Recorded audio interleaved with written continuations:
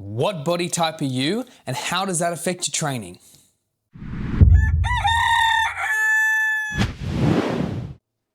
All right, team, you're here with me, Coach Chicken Legs, and we're gonna do a nice quick one today.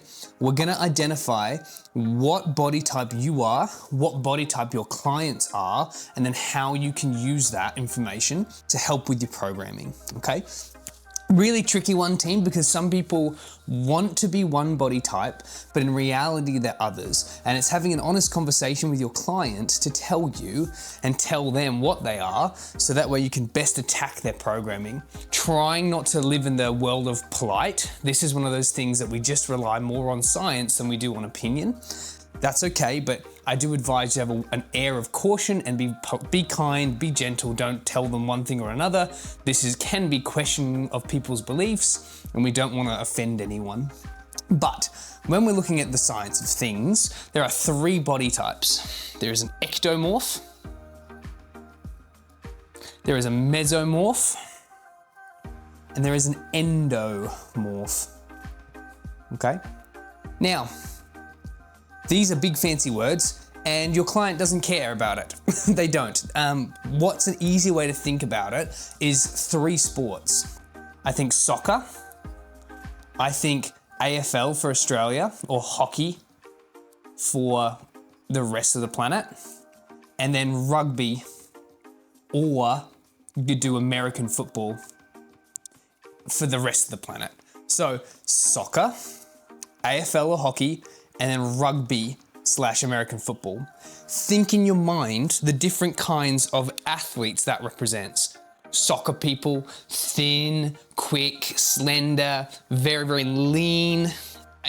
Big rugby players or American football players, thick, dense, strong, big thighs, big quads kind of looking people. And then AFL are kind of that happy in between. They're not massive, although they're not small, okay? So, with these three different types of body types, each of them yield benefits and they yield and have cons. So let's start with the endomorphic person. Endomorphs are really, really bloody good at putting on muscle mass. So, endomorph, muscle mass. They are really, really good at putting on fat mass. They very rarely have one without the other. For example, I had a mentor of mine who was an endomorph, and she would do leg training for about 8 weeks of the year, and her genes she'd have to go up in size of genes because she would just develop such dense, strong legs so quickly. Think about the big islanders here in Australia, think about big rugby players, these really massive, dense gentlemen and women. Now, there's awesome benefits to putting on muscle quickly and being strong and getting strong very, very quickly. What these people need to consider is that they put on fat really, really easily. So they can even just think about a bit of bread and all of a sudden they're a kilo heavier. Not literally, but that's the kind of level of weight they can put on and quickly. So when it comes to programming for an endomorph, it's really easy to see strength gains and muscle gains. Okay, that's good for them. However, when it comes to doing weight loss for these kind of clients, it's a slow and very, very measured process. We're very much on top of the programming because we have to be tracking how much calories they're having in versus how many calories they're using in exercise. So it's very common to find that the weight loss side of their journey is a little bit or significantly harder than their muscle gain.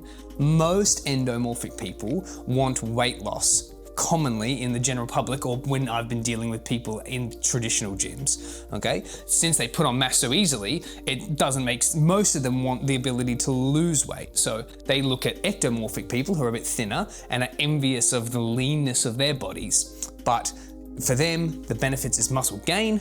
The con is they really struggle in losing weight. Okay, so muscle good, fat loss bad is usually where they sit in the spectrum. We're not going to do mesomorph just yet. We're going to go straight to ectomorph, the other end of the scale. Hey team, if you're liking this content, what I need you to do is follow us, support us, leave comments. We're here to help programmers, be better at programming, make coaches and PTs the best of the best that we can, and it starts with programming and it starts with you. Share, like, subscribe. So ectomorphs are really, really good at losing weight and really average or bad, but we don't like to use the word bad, but they're not fantastic at putting on muscle or weight. Do you have that one friend in your life and it doesn't seem to matter what they eat, they always stay skinny? And they are just the most frustrating person you know, because whilst you're struggling with your weight loss journey, they're eating pizza and doing nothing, but still, for whatever reason, seem to remain thin and slender. That's your ectomorphs, your soccer players. They have no issue with keeping their weight low and have lots of issues with putting their muscle on. So yes, it is true that losing weight and staying slender is not a hard thing for them to do at all. They're quite good at it, in fact. But when it comes to them wanting to put on size and muscle mass, that's where the problems start arising. So if that client has low weight issues, so they might have some anorexic related issues, but we don't dive too much into that. But if they have bone density issues or muscle atrophy issues because they are so slender and they struggle putting on weight, that can be a problem for them. If they're in the mind of wanting to look better naked and they want to be bigger and stronger and have more muscle tissue, they can struggle more putting on that size, okay? So think about soccer players. Not necessarily the height, think about the body type, okay? Because you can get really short endomorphic people, big muscular people, and you can get really tall, big muscular people. So true, can you get really thin and slender tall people and short slender people? Now, mesomorphic is the Goldilocks of the group. They sit in the middle. So again, think about your hockey players, think about your AFL players. They can put on muscle. They can lose weight. But their con is that they're never gonna do it as well as the other two ends of the spectrum. They're never gonna put on muscle as easily as the endomorph, and they're never gonna lose weight as easily as the ectomorph. They kind of sit in that weird in-between space where they get some of the benefits of both, but none of the extreme benefits. They also suffer from the similar cons where, yes, they can lose weight relatively well, but they don't get to put on the muscle as quickly. Yes, they do get to put on some muscle, but then all struggle being incredibly lean. So they're that weird middle space, okay? We all know someone like that. Now, it's not a set rule. You're not an ectomorph, mesomorph, or endomorph. You sit on the spectrum where the far end is endo, the bottom end is ecto, and the middle is meso. And you and your clients are gonna sit somewhere on that spectrum. For myself, I sit between ecto and mesomorph, somewhere here. And how do I know that? Well, my frame is a good suggestion of you, my bone density, my bone size, my height, my body proportions, as well as when I do training, I find it very, very difficult to put on and maintain muscle mass, but I find it very easy to lose weight quickly. So in the profession I'm in, being exercise physiology and personal training, it's annoying that it's hard to put on muscle mass, but there are benefits that I can lose weight quickly if I need to look lean for any reason. So from my training, I have realized that I'm ecto to mesomorphic. For example, during a bulk season, if I wanted to put on in the past 2 kilos or 1 kilo of muscle mass, it took me roughly 8 to 12 months. But when I wanted to lose the excess body tissue that I put on, it took me about 8 to 12 weeks. Okay? So just to kind of give you an idea of how long that took for me, being someone who's better at losing weight, I far quicker burnt the house down than I did build it. Now, excellent. Now you must factor in that it is harder to build houses than burn them, so it's harder to put on muscle mass than it is to lose muscle mass, but still something that will affect your programming with your clients. So if I was one of your clients, you would know that putting muscle mass on for me is very important, so you would program more hypertrophy style training into your overall program, okay? And when it came to weight loss, you'd probably give me less stuff that's encouraging of me losing weight because you know I'll lose it quicker. So when it comes to endomorphic people, you want to make sure that if their goal is weight loss, you're on top of them for doing tracking calories, and you're on top of them for their cardiovascular calorie burning exercises. For your ectomorphic people, you probably need to be on top of their nutrition as well. And you want to make sure that you're introducing a lot more hypertrophy training if their goal is to grow. If their goal is to lose weight, you'll probably find that they'll do it very, very quickly, and you're gonna have to factor that into your training. And very, very quickly is a loose term, team. It can vary, but at least in this conversation, it's far quicker than it would be for the endomorph. Now, your mesomorph will depend on what they're trying to do. Understand that their goals will take different amounts of time, but they're gonna put on muscle mass and lose weight to some capacity, just not as well as these other two. So when you're writing a program for a mesomorph, keep it balanced or start driving it closer to a direction for a client whose goal might be to gain weight or lose muscle mass. But we need to be very honest with the clients about their body types so we can give them reasonable expectations. Now, what do I mean by that? Well, I've had clients in the past who are mesomorphic people and endomorphic people and ectomorphic people. So I've had an endomorph come to me before and say they want to lose weight, and they want to lose weight within the next 14 weeks for their wedding.